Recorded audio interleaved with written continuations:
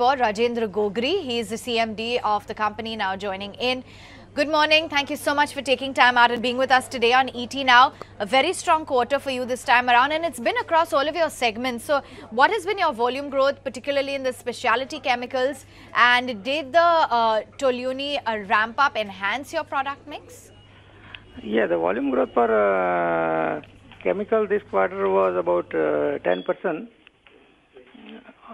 And the pharma overall, the growth is about 40% in the top line.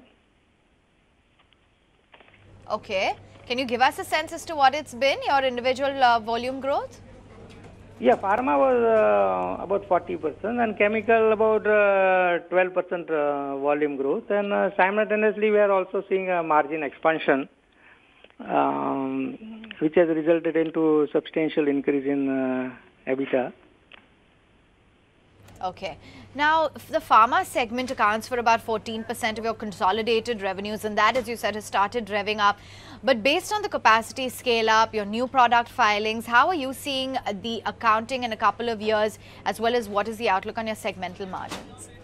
Yeah, pharma also we expect that continuously growing on the EBIT level at more than 25% in next 2-3 years. So that will also give sizable contribution in the increase. And meanwhile, chemical, we have been investing in for our long-term contract also. So chemical also we see next 2-3 years substantial volume growth and corresponding growth in EBITDA and PAT.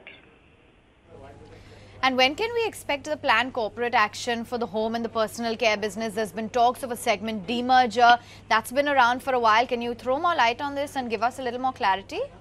Yeah, that is already started. So we expect that to be over by end of this financial year, the demerger. And, you're capitalizing on the shift of your business from China, going by your incremental push into multi-year contract manufacturing pacts, and that has been seen as well in the recent past. Can you give us a little more details into these chunky deals? What is in the pipeline?